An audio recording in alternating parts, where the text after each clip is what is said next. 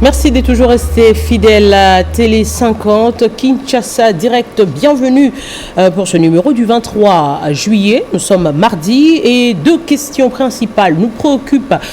Évidemment, nous allons évoquer la coalition Front commun pour le Congo et Cap pour le changement. La deuxième question consistera à évoquer justement la démission du ministre démissionnaire de la Santé. Comment interpréter cela en matière de droit congolais? Deux invités, Théodore Ngoy, professeur de droit, mais également le sénateur Denis Kambaï Chimbumbu. Alors, aimables téléspectateurs, vous le savez, l'actualité nous préoccupe le plus au point et dans quelques instants, c'est les grandes lignes avec Christopher Ochokum. Bonsoir.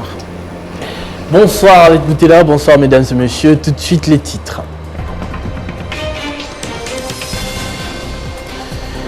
Il s'est clôturé ce mardi au Kempinski Hotel de Kinshasa, le forum sur la vaccination et l'éradication de la poliomyélite en République démocratique du Congo, des assises patronnées par le chef de l'État en présence de plusieurs autorités dont les gouverneurs de toutes les provinces. Contrairement à ce qu'a décrié le ministre de la Santé démissionnaire Oli Ilunga, la société civile se dit satisfaite des mesures prises par Félix Tshisekedi en vue de l'éradication de l'épidémie d'Ebola dans le Nord Kivu. À quelques jours du sprint final, les sénateurs de l'AAB ont rassuré le ticket Tambwe Mwamba de leur fidélité au mot d'ordre donné par Joseph Kabila. Il s'agit actuellement de la deuxième force politique au sein du FCC. L'AS Club vise grand cette saison en Ligue Foot et en Ligue des Champions. L'effectif vient d'être étoffé par deux joueurs, Koulibaly Zana et Ouattara Ousmane, venus respectivement de San Pedro d'Abidjan et Simba Sport de Tanzanie. Voilà tous les grands titres qui vous seront développés tout à l'heure. J'ai rendu l'antenne à Arlette Boutella pour la suite de ce Kinshasa Direct. Merci beaucoup Christopher Ochokum. Je rappelle que vous allez d'ailleurs présenter la grande édition du journal tout à l'heure dans moins d'une heure. Entre-temps, nous allons d'abord commencer avec notre tout premier invité, le professeur Théodore Ngoy, avec qui nous allons évoquer le dossier de la démission du ministre démissionnaire de la Santé.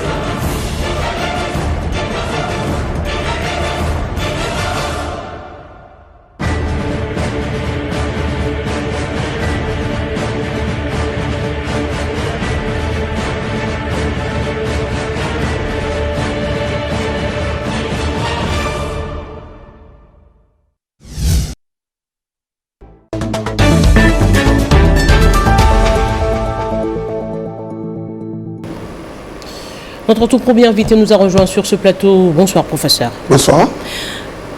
Un ministre démissionnaire peut-il démissionner? D'abord, il n'y a pas de ministre démissionnaire. Il y a un gouvernement démissionnaire chargé d'expédier les affaires courantes. Donc, il y a un gouvernement, par opposition au gouvernement de plein exercice, qui pose tous les actes de sa compétence en matière des affaires quotidiennes du gouvernement, des affaires continues du gouvernement, des affaires urgentes du gouvernement. Donc, ce n'est pas un ministre démissionnaire, c'est un ministre du gouvernement dont le Premier ministre a déposé sa démission et qui a reçu le mandat d'expédier les affaires courantes. Alors, dans ce contexte ici, quelles sont les limites d'un gouvernement qui assure les affaires courantes? Dans certains pays comme en Belgique, la loi spéciale des réformes institutionnelles, en 1973, limite les compétences du gouvernement en affaires courantes. Au Maroc, c'est la loi organique sur l'organisation du gouvernement, la conduite des travaux et de ses ministres qui pose les limites. Mais, dans la pratique, la limite des compétences du gouvernement en affaires courantes est posée par ce qu'on appelle la loi des nécessités. Prenez en Belgique, où il y a une limite qui est fixée, mais on a vu que c'est le gouvernement d'affaires courantes qui a signé le traité de Maastricht. C'est le gouvernement d'affaires courantes qui a signé le traité de Lisbonne. C'est le gouvernement d'affaires courantes qui a présidé au destin de l'Europe, quand c'était le tour de la Belgique.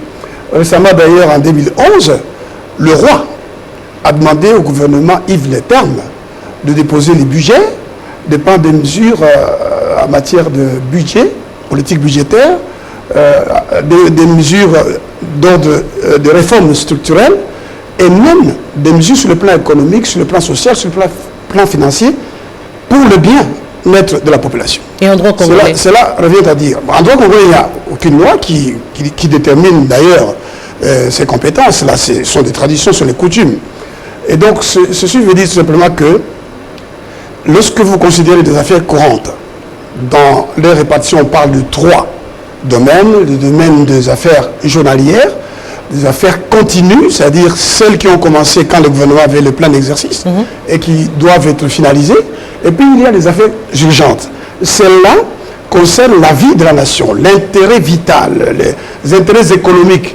Cela signifie que les ministres du gouvernement démissionnaire, tant que ce gouvernement n'est pas remplacé, tant qu'il n'y a pas un gouvernement de plein d'exercice, comme dans notre cas ici, nous avons un Premier ministre qui a été nommé, mais son gouvernement n'est pas connu parce qu'il y a, si vous voulez, une situation politique inédite. Le président de la République élu au suffrage universel n'a pas de majorité à l'Assemblée. Cela signifie qu'en termes de droit constitutionnel et même d'échanges politiques, il n'y a pas eu d'alternance politique. Celle-ci signifiant changement de majorité au niveau de l'Assemblée. N'oubliez pas que nos institutions sont nées d'une construction mimétique du droit français. Et donc nous avons parfois les mêmes dispositions constitutionnelles dans notre constitution avec celles de la France.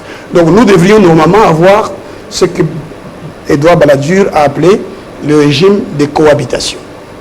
Mais à la place, on nous parle d'une majorité de coalition dont le chef de l'État n'est pas le chef. Et donc les décisions qui sont prises quant à la désignation des ministres ne relèvent pas nécessairement et strictement du chef de l'État, mais de cette coalition-là, même si, on le sait, le chef de l'État peut s'imposer, parce que celui qui a le pouvoir d'assurer le fonctionnement régulier des services publics, celui qui a le pouvoir de régulation de la vie politique, constitutionnellement, et donc il peut dire, je ne veux pas de telles personnes dans ce gouvernement, je veux de telles autres personnes, par rapport aux objectifs que je veux atteindre. Mais tout cela a comme pour conséquence que nous avons déjà un gouvernement d'affaires courantes depuis 6 mois. Et puis ce gouvernement-là ne peut pas poser des actes qui intéressent la vie de la nation. Dans les cas échéants, c'était tout récemment où Ebola a été déclaré, l'épidémie d'Ebola a été déclarée urgence mondiale, sanitaire, et évidemment, cette décision du chef de l'État a semblé léser le ministre de Santé qui a préféré carrément démissionner sur le plan de droit. Quel impact a cette démission? Disons d'abord que, d'après la lettre du ministre, il estime que la décision du chef de l'État de placer sous sa supervision la riposte à l'épidémie dont vous parlez pourrait donner lieu à du désordre, à une riposte désordonnée, d'après lui, et il estime qu'il n'est plus dans les conditions de pouvoir jouer son rôle. Il démissionne. Mais sur le plan du droit, il cesse d'être ministre, parce qu'il était ministre du gouvernement démissionnaire. Il y a même des ministres qui le sont à titre intérimaire. Par exemple, le vice-ministre de l'Intérieur et en même temps ministre ad intérim, le vice-premier ministre ad intérim de l'Intérieur. Oui. Il va cesser, il perd tous les avantages. Il n'est plus ministre, il ne peut plus poser des actes. C'est tout simplement ça. Mais le gouvernement continue. Le Premier ministre va désigner à l'intérieur du gouvernement un ministre qui va assumer l'intérim du ministre et qui va continuer à poser tous les actes nécessaires pour sauvegarder les vies des citoyens contre cette épidémie-là. Peu importe le temps que prendra la mise en place du gouvernement de plein exercice. En fait, c'est là qui préside, si vous voulez, à la délimitation des compétences du gouvernement d'affaires courantes. C'est la nécessité, l'urgence. Qu'est-ce qu'il faut faire? L'État ne peut pas mourir. La continuité des services publics. Les citoyens doivent être assurés dans la sécurité, dans la satisfaction de leurs besoins. Alors le gouvernement démissionnaire, pour autant qu'il y a une difficulté politique, une crise politique qui empêche un gouvernement de plein exercice d'être en place, dans les cas d'espèce, il faut que le gouvernement Inou Kamba soit investi, enfin soit d'abord nommé, les membres soient nommés, qu'il présente son programme à l'Assemblée nationale, par une motion d'approbation qu'il soit investi, et alors ce gouvernement-là va cesser de poser des actes de droit. Mais tant qu'il est là, il pose des actes de droit, donc le ministre qui démissionne, il cesse d'être ministre, il va être remplacé juridiquement par un autre qui va continuer à poser les actes. Professeur Théodore Ngoï, merci pour toutes ces précisions. Merci. Je rappelle évidemment que vous avez également tourné toute une émission autour de la question qui sera diffusée à partir de demain, Juridico, avec notre ami et confrère Jean-David Kilolo. Merci beaucoup. Merci. Eh bien, aimables téléspectateurs, on continue cette fois-ci pour prendre la question qui concerne la coalition FCC Cash. Enfin, les derniers réglages, et c'est avec notre invité tout de suite.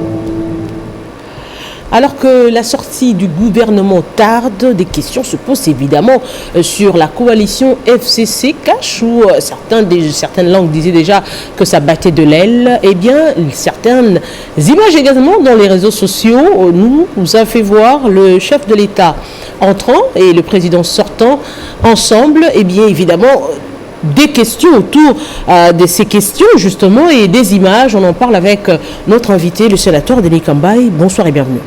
Bonsoir madame, merci beaucoup. En regardant ces images, évidemment, on se pose la question aujourd'hui. Que doit-on comprendre à travers ces images? La coalition FCC-Cash, elle est solide? Ou encore, le gouvernement, ce sera pour bientôt? Merci madame Arlette. Je suis l'homme le plus heureux parce que Télé 50 nous a aidé beaucoup à faire une forte communication en ce qui concerne la paix et l'unité qui doit exister entre le FCC et le CASH dans cette coalition que nous avons qualifiée de coalition de la patrie. La coalition de la patrie, le président de la République sortant, Joseph Kabila Kabange, et le président de la République en exercice, Félix Antoine Tshilombo Tshisekedi, n'ont pas voulu communiquer par des discours ou de communiquer dans des presses.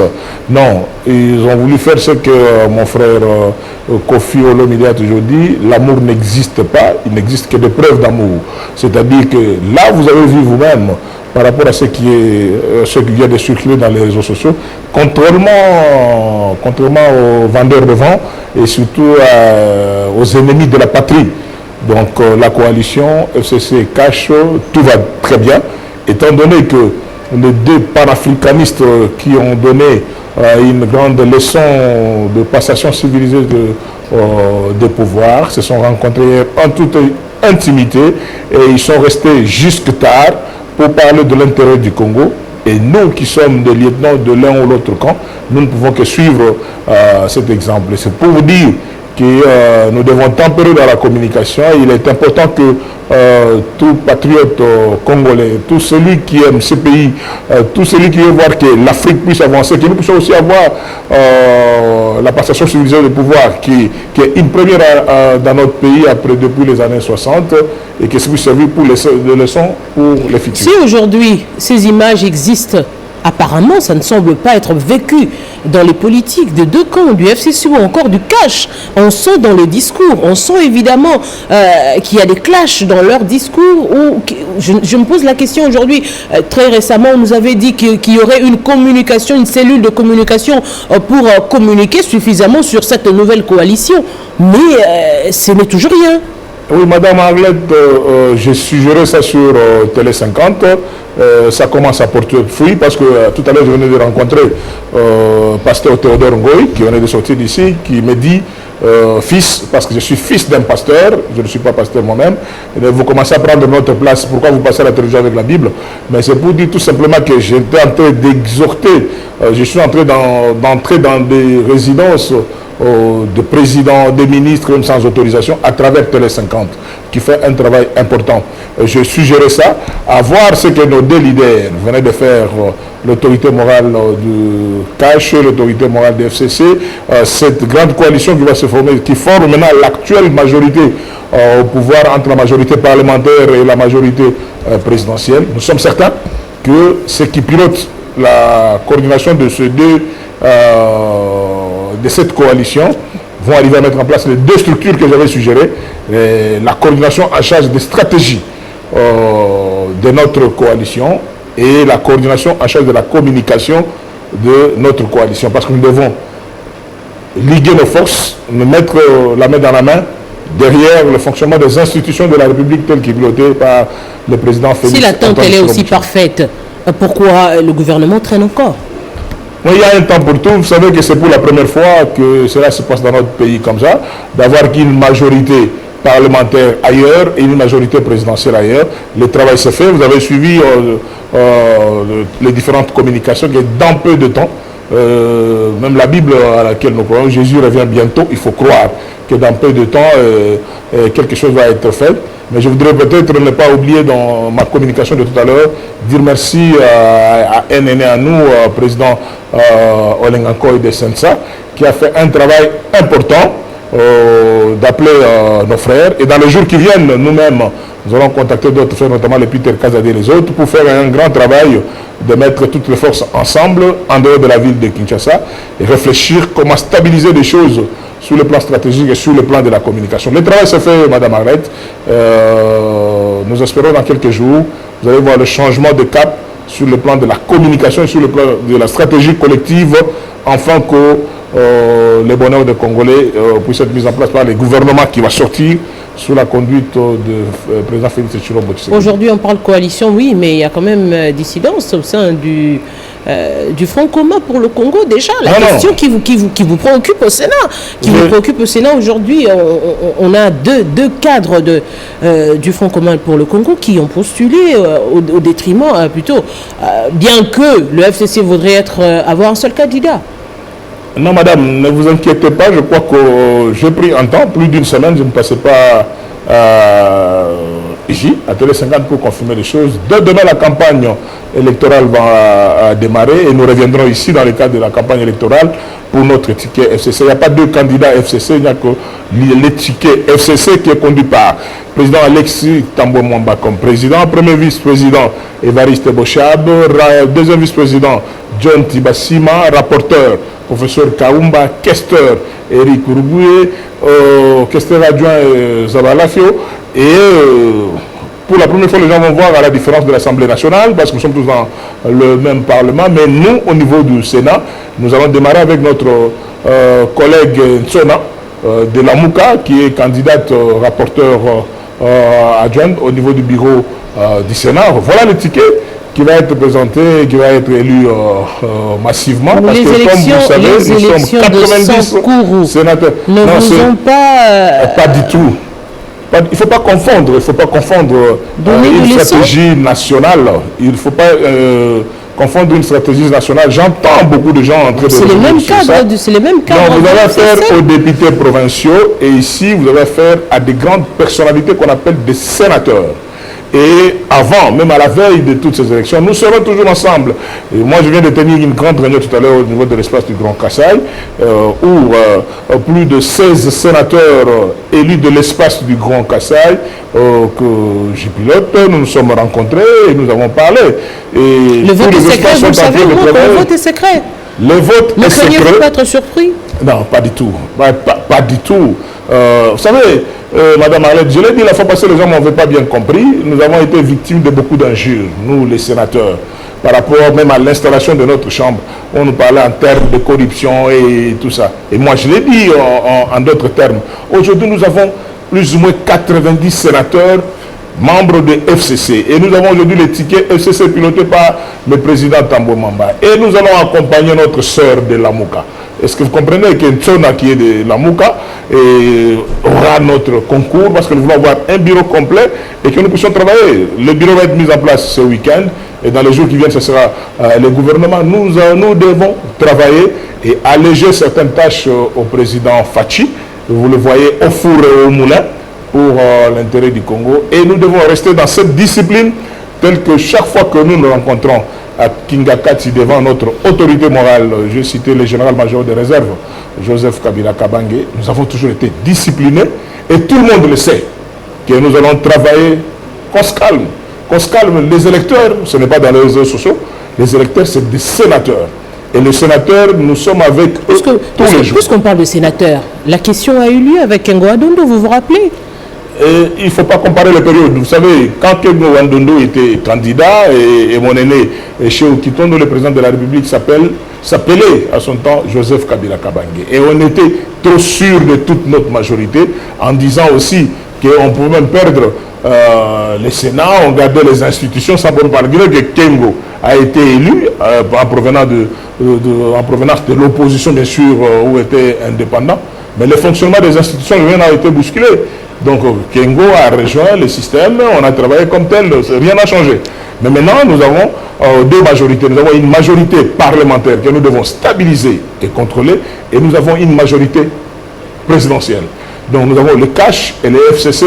Ensemble, nous formons le bloc de cette coalition du camp de la patrie, le camp du Congo des panafricanistes FCC et CASH. Donc, il n'y a pas perdu la demeure, Madame Arlette. Nous allons faire le jeu. Ne craignez-vous pas que comment dirais-je, le Kabati soit juste un seul cas mis en exergue, qu'il y en a d'autres qui ne veulent peut-être pas, qui n'arrivent peut-être pas à se dévoiler? Non, je voudrais tranquilliser tout le monde. On ne va pas dire que non, dans l'FCC, il n'y avait pas d'ambition. Nous avons tous des ambitions. Vous venez, vous savez, c'est pas dire aujourd'hui que nous tous, personne voulait être président, vice-président, nous autres, nous voulons être des rapporteurs, nous voulons être des tels ou des tels. Mais j'ai dit que c'est un système d'une équipe de football. Vous avez un Ibengue Koché qui est là. Bon, on en déplaise aux amis de Daring et des autres, mais nous disons nous avons un grand entraîneur comme Ibengue Koché qui nous connaît. Et c'est par rapport à telle équipe, voilà le système que je mets en place. Notre Ibengue Koché, pour le compte de FCC, s'appelle Loïs. Il sait nous voir que pour le moment, celui-là peut jouer tel rôle. Et nous, en tant que joueurs, parce que vous voyez le DVD, comment ça circule. Le malheur du Congo, c'est ça. C'est-à-dire que quelqu'un peut se dire quelque chose qu'il a dit à 10h, 18h, il dit un autre discours. C'est ça le danger. Mais nous savons que nous avons un coach qui nous connaît, nous tous, qui connaît tous ces joueurs. Nous avons deux équipes phares, CASH et FCC, qui forment aujourd'hui l'équipe nationale de la RDC, appelée Camp de la Patrie, la coalition FCC-CASH. Déjà, si on doit revenir sur la coalition FCC-CASH, aujourd'hui, c'est comment vivre cela effectivement au quotidien, c'est-à-dire dans les réseaux sociaux, vivre cela à travers des messages à la télé, à travers les plateaux de télévision, pour qu'on sente effectivement que comme vos deux autorités morales, cette coalition existe et effectivement et c'est adopté par tous. C'est pour cela que vous m'avez vu aujourd'hui sur le plateau, je n'avais pas le programme de passer ici aujourd'hui, mais à partant de cette communication par une preuve éloquente d'amour, c'est-à-dire le partage d'un repas entre l'autorité, entre le président de la République sortant et le président de la République entrant, ces messages, ils n'ont pas fait aucun communiqué. Il n'y a pas eu une conférence de presse, il n'y a pas eu de déclaration, mais seulement le geste. J'ai cité, je ne fais pas la publicité des Kofi ici, j'ai dit que l'amour n'existe pas, il n'existe que le preuve d'amour. C'est ça la preuve. Je suis sûr que Maman Marthe était là, je suis sûr que le repas, il ne manquait pas de repas communautaires parce que, quand je l'ai dit, qu'ils sont tous descendants de l'Empire. Ils sont tous descendants de l'Empire, il y avait des repas communautaires qui étaient là. C'est ces gestes-là que nous accompagnons pour dire que nous qui sommes de CASH, nous devons avoir une communication nette et claire en suivant le modèle du leader. Et nous qui sommes du FCC, nous devons faire la même chose. Mais la grande responsabilité maintenant incombe à ceux qui négocient ou à ceux qui sont toujours ensemble au niveau de la coordination de FCC et de CASH de mettre d'urgence en place ces deux commissions. Ces deux commissions. Une commission en charge des stratégies, comment stabiliser et accompagner le pouvoir jusqu'en 2023. Quelles sont les stratégies qu'il faut mettre en place, quelles sont les stratégies de sécurité qu'il faut mettre en place. Et une grande commission de communication, je l'avais dit, je ne suis pas d'accord, cela n'engage que moi, par rapport à la stratégie de communication, comment je sais le faire, de voir sur le plateau de Télé 50 un communicateur de FCC en train de s'opposer à un communicateur de CASH. Ça n'a aucun sens. Ça n'a aucun sens parce que nous sommes dans une coalition. Apparemment, le discours de balkanisation a été vite oublié alors que c'est un dossier réel où il faudrait faire attention à l'impérialisme et tous ces dossiers. Vous êtes plus focalisé sur peut-être des querelles sur le plateau qui n'apportent rien au peuple congolais. Nous avons déjà compris. Je ne voudrais pas parler de moi-même. Nous autres, nous sommes de l'école de ceux qui sont déjà avisés par rapport à l'inquiétude des impérialistes avec leurs marionnettes qui sont ici, qui jouent localement sur les questions de la balkanisation. Mais Dieu a fait grâce. Le Dieu du Congo et des Congolais a fait grâce à avoir touché le cœur de ces deux dignes fils qui sont tellement très hauts, qui sont au-dessus de ce que nous autres sommes en train de penser, qui pouvaient croire, après tout ce qu'on avait vu dans les réseaux, toutes ces menaces par-ci par-là, de voir ces deux grands panafricanistes partager un repas hier soir, jusque tard dans la nuit, pour parler Congo, parler l'intérêt du Congo. Nous pouvons suivre que l'exemple de nos maîtres. Nous pouvons suivre que l'exemple de nos maîtres. C'est pour cela que je ne m'étairai jamais, moi je ne m'étairai jamais, avec l'accompagnement bien sûr de Télé 50, pour continuer à enseigner l'amour de la patrie, l'amour du Congo, pour l'intérêt du Congo, et parce que ça sert d'exemple en Afrique subsaharienne. je ne sais pas si je peux citer combien de pays, qui ont y avoir une telle alternance, vieux de plus de 50 ans d'âge d'indépendance, 59 ans, et nous avons fait ces passations de pouvoir entre le président de la République sortant et un président de la République entrant et par les Congo. Donc nous devons travailler à l'image de nos maîtres. Comment gérer vos militants? C'est eux également d'autres problèmes, un autre problème. Oui, dans les jours qui viennent, comme je l'ai dit, c'est la stratégie, on ne l'avance pas avant. Je vais prendre moi-même le bâton de pèlerin pour rencontrer pratiquement d'abord les stratèges de deux camps. Et au niveau de la communication, j'avais déjà parlé avec le coordonnateur du FCC. J'avais déjà suggéré toutes ces idées que je suis en train de communiquer sur votre plateau. Mais nous devrions nous assumer parce que, après tout, nous sommes concernés par ce qui se passe. Comme je vous ai toujours parlé de notre parti biologique et de notre parti politique et de ces réalités sociologiques qui amènent aujourd'hui que nous puissions communiquer pour la paix, pour l'intérêt du Congo. Aujourd'hui, un message également à tous les Congolais, à tous ceux qui peut-être pensaient que la coalition FCC Cash n'était que du vent. Non, pas du tout, pas du tout. Personne ne connaît les contenus ou l'amour ou le contenu de cette coalition mieux que ces deux panafricanistes que j'ai cités, président de la République sortant Joseph Kabila Kabange et président de la République élu et en fonction Félix Antoine Tshilombo Tshisekedi. Que Dieu les assiste, que Dieu le bénisse, que Dieu le protège. Nous savons que des tireurs de ficelle ne manquent pas. Mais il est important que tous ceux qui veulent jouer pour la balkanisation de la RDC, ils vont rencontrer ces dieux-là. C'est Dieu qui veut que ce Congo puisse garder ses frontières de la manière où ça se trouve, en tant que nationaliste, pour la construction. 2023 n'est pas loin. Mais nous devons tous accélérer pour la mise en place déjà ce week-end du bureau du Sénat et dans les jours qui viennent du gouvernement de la République pour que nous puissions vraiment essuyer des larmes aux yeux de tous les fils et filles de la RDC. J'aimerais quand même revenir sur les militants. On voit de l'autre côté la base de l'UDPS et de l'autre côté les bérets rouges. Apparemment, vous donnez l'impression, quand je dis vous, c'est-à-dire les cadres des partis et regroupements politiques, vous nous donnez l'impression de ne pas suffisamment maîtriser vos militants de l'autre côté dans les réseaux sociaux. Si ce n'est pas la base de l'UDPS qui réagit, c'est bérets rouges qui menacent, c'est la base de l'UDPS qui contre-menace et ça désole un tout petit peu. Nous sommes tous choqués, surtout nous qui avons commencé la politique dans notre pays avant la conférence nationale souveraine. Nous sommes souvent choqués de voir certaines déclarations ou certaines choses comme ça passe. Mais depuis hier, je crois que toute personne sensée qui a suivi l'exemple de nos deux maîtres, je crois que du fond du cœur, il n'y aura plus de ce genre de déclarations que nous avons et que je ne vais même plus rappeler ici. C'est pour cela que j'ai profité de l'occasion pour dire merci au président Olenga Koy qui a fait aussi un travail important et mon frère Peter Kazadi et les autres. Mais nous allons accélérer. Et nous n'allons plus laisser le temps que celles responsables en costume cravate se décident. Mais nous qui connaissons les joueurs et leur jeu, nous allons vraiment nous mettre dans la danse vraiment très rapidement pour que vous allez suivre dans les semaines qui viennent. La communication va changer et des stratégies. Pourquoi ne pas voir les groupes de mon jeune frère fils Moukoko et les autres, le groupe de Mouch Ndjibou Chaler, Henri Magé et les autres s'embrasser et marcher ensemble pour l'intérêt du Congo. À ce moment-là, comme nos oncles le Belge le disaient, union fait la force. C'est dans l'unité des FCC et des CACH qu'on peut tous coaliser pour la stabilisation de notre pouvoir et que nous puissions aller de l'avant. Dernière question, un souhait pour la composition du gouvernement?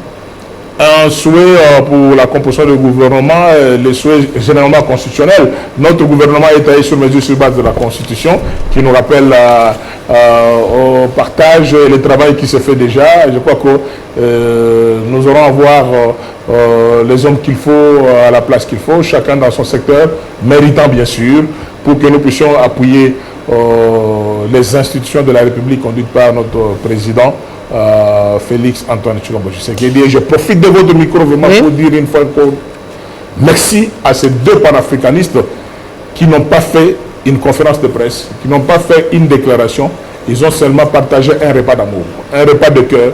Et nous avons vu tous des images. C'est ces images-là qui parlent. Maintenant, nous devons demander aux tireurs de ficelles, surtout ceux qui sont encore sur l'Internet, qu'ils ne croient pas. Ils ont commencé par des photos pour dire que non, c'est de Photoshop. Alors, on met des vidéos. Est-ce que c'est des vidéos shop ou non? Écoutez, aimons le Congo, respectons nos autorités parce qu'ils ont déjà compris que des vendeurs revendent. Les bicyclistes, les bicyclistes, nous devons les éviter. Donnons le temps au temps et bonne chance aux instituts de la République. Denis Kambaye, merci d'avoir répondu à notre invitation. Je rappelle aux téléspectateurs que vous êtes sénateur. Merci. Aimables téléspectateurs, à vous également, merci de nous avoir suivis. Dans quelques instants, ce sera la grande édition du journal avec le présentateur Christopher Ochokoum. Avec nous, on se retrouve certainement dans d'autres programmes sur Télé 50. Merci d'avoir été de nôtres.